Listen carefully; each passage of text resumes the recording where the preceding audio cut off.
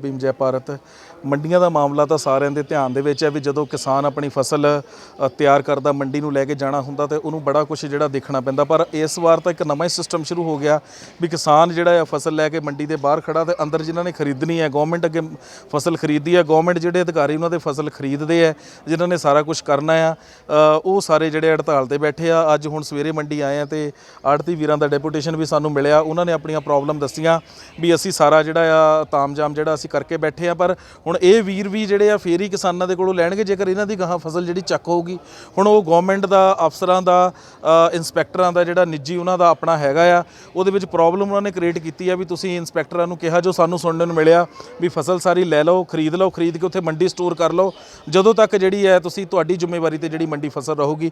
ਹੁਣ ਇੰਸਪੈਕਟਰ ਪਰੇਸ਼ਾਨ ਹੈ ਵੀ ਮੇਰੀ ਜੋ ਇੱਕ ਮੁਲਾਜ਼ਮ ਬੰਦਾ ਕਿੱਦਾਂ ਜ਼ਿੰਮੇਵਾਰੀ ਲੈ ਲੈਂਦਾ, ਕੁਛ ਉੱਥੋਂ 19-21 ਹੋ ਜਾਵੇ, ਕੋਈ ਚੋਰੀ ਹੋ ਜਾਵੇ, ਕੋਈ ਨੁਕਸਾਨ ਹੋ ਜਾਵੇ।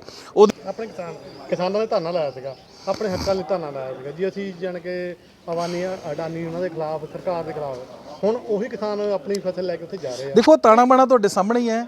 ਆ ਮਾਹੌਲ ਜਦੋਂ ਇਦਾਂ ਦਾ, ਇਹ ਤਾਂ ਗਵਰਨਮੈਂਟ ਕ੍ਰੀਏਟ ਕਰ ਰਹੀ ਹੈ ਨਾ, ਉਹਨਾਂ ਨੂੰ ਵੀ ਤਾਂ ਗਵਰਨਮੈਂਟ ਹੀ ਭੇਜ ਰਹੀ ਹੈ, ਉਹਨਾਂ ਨੂੰ ਵੀ ਤਾਂ ਉਹ ਮਤਲਬ ਫੂਡ ਸਪਲਾਈ ਵੱਲੋਂ ਹੀ ਜਾ ਰਿਹਾ ਨਾ, ਸਲਿੱਪਾਂ ਉਹਨਾਂ ਨੂੰ ਦੇ ਰਿਹਾ ਵੀ ਜਾਓ ਉੱਥੇ ਲਾਇਓ।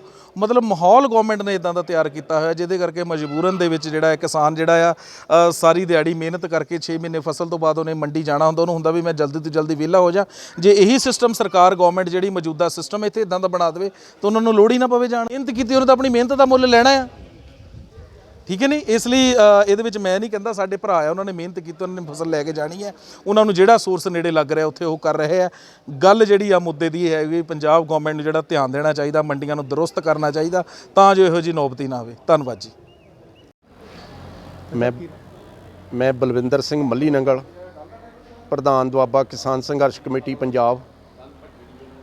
ਅੱਜ ਆਦਮਪੁਰ ਮੰਡੀ ਦੇ ਵਿੱਚ ਬਹੁਤ ਸਾਡੇ ਕਿਸਾਨ ਵੀਰਾਂ ਨੇ ਫੋਨ ਕੀਤੇ ਸੀ ਕਿ ਇੱਥੇ ਬੜੀ ਪ੍ਰੋਬਲਮ ਆ ਔਰ ਬੋਲੀ ਨਹੀਂ ਹੋ ਰਹੀ ਔਰ ਕਣਕ ਨਹੀਂ ਚੁੱਕ ਰਹੀ, ਇਸ ਕਰਕੇ ਮੰਡੀ ਦਾ ਰੌਂਦ ਲਾਉਣ ਆਏ ਸੀ ਤੇ ਦੇਖਿਆ ਕਿ ਅੱਜ ਜਿਹੜੀ ਆ ਇੰਸਪੈਕਟਰ ਸਾਹਿਬਾਨਾਂ ਦੀ ਹੜਤਾਲ ਹੋਈ ਆ, ਇਸ ਕਰਕੇ ਉਹ ਬਾਰਦਾਨਾ ਨਹੀਂ ਦੇ ਰਹੇ। ਤੇ ਸਰਕਾਰ ਨੂੰ ਅਸੀਂ ਪੁਰਜ਼ੋਰ ਅਪੀਲ ਕਰਦੇ ਹਾਂ ਕਿ ਦੇਖੋ ਇਸ ਵੇਲੇ ਜਿਹੜੀ ਆ ਕਣਕ ਫਸਲ ਪੱਕ ਕੇ ਤਿਆਰ ਹੋ ਗਈ ਆ ਔਰ ਮੰਡੀਆਂ ਦੇ ਵਿੱਚ ਪੂਰੇ ਜੋਬਨ ਤੇ ਆ ਰਹੀ ਆ, ਔਰ ਜਿਹੜਾ ਵੀ ਸਾਡੇ ਇੰਸਪੈਕਟਰ ਭਾਈਚਾਰਾ ਆ ਉਹਨਾਂ ਦੀ ਜਿਹੜੀਆਂ ਵੀ ਮੰਗਾਂ ਆ ਉਹ ਪਹਿਲ ਦੇ ਆਧਾਰ ਤੇ ਜਿਹੜੀਆਂ ਮੰਨਣਯੋਗ ਆ ਉਹ ਮੰਨ ਕੇ ਤਾਂ ਜਲਦੀ ਤੋਂ ਜਲਦੀ ਜਿਹੜੀ ਮੰਡੀਆਂ ਦੀ ਖਰੀਦ ਆ ਉਹ ਨਿਯੰਤਰਣ ਤੌਰ ਤੇ ਚਾਲੂ ਕਰਾਈ ਜਾਵੇ। ਭਾਈਚਾਰੇ ਇਹ ਜੀ ਜਿਹੜੇ ਅਵਾਨੀ ਅਡਾਨੀ ਦੇ ਉਹਨਾਂ ਕੋਲ ਫਸਲ ਲੈ ਕੇ ਜਾ ਰਹੇ ਆਪਣੀ ਜੀ, ਉਹ ਜੀ ਇਹ ਕੀ ਕਾਰਨ ਕੀ ਹੈ ਜੀ? ਇੱਕ ਪਾਸੇ ਤਾਂ ਆਪਾਂ ਉਹਨਾਂ ਦਾ ਕਰਦੇ ਸੀ ਵਿਰੋਧ, ਇੱਕ ਪਾਸੇ ਆਪਾਂ ਉਹਨਾਂ ਹੁਣ ਫਸਲ ਲੈ ਕੇ ਜਾ ਰਹੇ ਜੀ। ਦੇਖੋ ਉਹ ਮੇਰੀ ਕਾਫੀ ਗੱਲ ਹੋ ਚੁੱਕੀ, ਉਹ ਜ਼ਿਆਦਾ ਮਾਲ ਇਹਦੇ ਵਿੱਚ ਆ, ਇਹ ਸਿਸਟਮ ਚੱਲਦਾ ਪਿਆ ਸਾਡੇ ਦੁਆਬੇ 'ਚ ਤਾਂ ਇਹੋ ਜਿਹਾ ਸਿਸਟਮ ਵੈਸੇ ਹੈ ਨਹੀਂ, ਪਰ ਲੇਕਿਨ ਉਹਨਾਂ ਨਾਲ ਮੇਰੀ ਕਾਫੀ ਤੌਰ ਤੇ ਜਥੇਬੰਦੀਆਂ ਨਾਲ ਵੀ ਗੱਲ ਹੋ ਰਹੀ ਹੈ। ਉਹ ਆੜਤੀਏ ਸਹਿਬਾਨ ਹੀ ਕਣਕ ਭੇਜ ਰਹੇ ਆ ਉਹਨਾਂ ਦੇ, ਇਹ ਕੋਈ ਉਹ ਆਪਣੇ ਆਪ ਨਹੀਂ ਜਾ ਰਹੇ, ਆੜਤੀਏ ਸਹਿਬਾਨ ਹੀ ਭੇਜ ਰਹੇ ਆ। ਉਹਦੇ ਵਿੱਚ ਆੜਤੀਆਂ ਦੀ ਆੜਤ ਮਿਲ ਰਹੀ ਆ। ਦੇਖੋ ਸਰਕਾਰਾਂ ਕਾਰਪੋਰੇਟ ਨੂੰ ਅੱਪ ਕਰਨ ਲਈ ਤੁਲੀਆਂ ਹੋਈਆਂ ਆ। 70 ਲੱਖ ਟਨ ਜਿਹੜੀ ਕਣਕ ਆ ਉਹ ਅਮਰੀਕਾ ਨੂੰ ਭੇਜਣੀ ਆ, ਔਰ ਉਹੀ ਕਣਕ ਜਿਹੜੀ ਉਹ ਟੌਪ ਦੀ ਕਣਕ ਆ ਉਹੀ ਅਡਾਨੀ ਅਵਾਨੀ ਲੈ ਰਹੇ ਆ। ਉਹਦੇ ਵਿੱਚ ਵੀ ਜਿਹੜੀ ਬਰੀਕ ਆਉਂਦੀ ਆ ਉਹ ਵਾਪਸ ਟਰਾਲੀ ਭੇਜ ਦਿੰਦੇ ਆ, ਜਿਹੜੀ ਕਿ ਬਹੁਤ ਮੰਦਭਾਗੀ ਆ। ਔਰ ਉਹਦੇ ਵਿੱਚ ਹੋਇਆ ਕਿ ਅਸਲ ਤੌਰ ਤੇ ਆੜਤੀ ਆਪਣੀ ਆੜਤ ਲੈ ਗਏ, ਕਿਸਾਨ ਵੀਰ ਵੀ ਆਪਣੀ ਕਣਕ ਵੇਚ ਗਏ।